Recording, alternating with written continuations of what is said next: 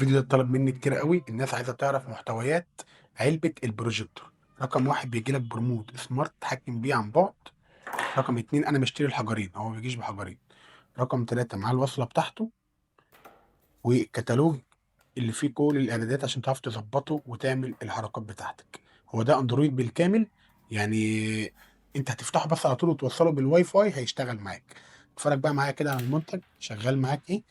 شغال معاك، ينفع توصله على شاشة خارجية، وينفع تحط فيها وينفع تحط فيه فلاشة، وكمان هو بيشتغل معاك بالباور. وادي كابل الباور اللي بينزل معاك.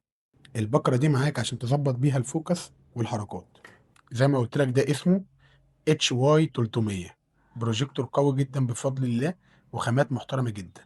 ده ما بيركبش على ستاند، التاني بيركب على ستاند. ده بيتحط كده على طول، اللي ده معمول للبيت اكتر. تعالى بقى نشغله ونجربه مع بعضينا. زي ما انت شايف انا وصلت البروجيكتور بالكهرباء وحطيت حجرين في ريموت. شايف الزرار اللي ورا ده؟ هشغله كده. هو فتح بيبدأ يحمل معاك. زي ما قلت لك نظام اندرويد بالكامل، ده الاصدار الاحدث من القديم. قلت لك البكره اللي في اول الفيديو ده تظبط بيها الفوكس بتاعك وتروق الكلام. شغال معاك بقى في اي اتجاه. بص هو بيظبط نفسه تلقائي ازاي.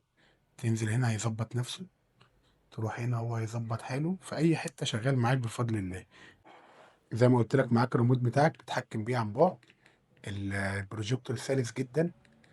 خش معايا كده على الاعدادات. ده كده لو انت عندك حاطط فلاشه او كارت ميموري ده لو انت حاطط فلاشه تقدر انك تشغل عليها الحاجات اللي جوه الفلاشه.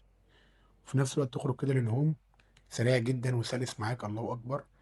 هنا عشان تظبط الواي فاي بتاعك هتدخل الواي فاي والبلوتوز. لو انت عندك حاجة هتعمل لها كونكت.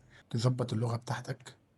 هو كمان بيدعم معاك اللغة العربية. بقول لك نظام اندرويد بالكامل. العربية اهي، شايف تفاصيل.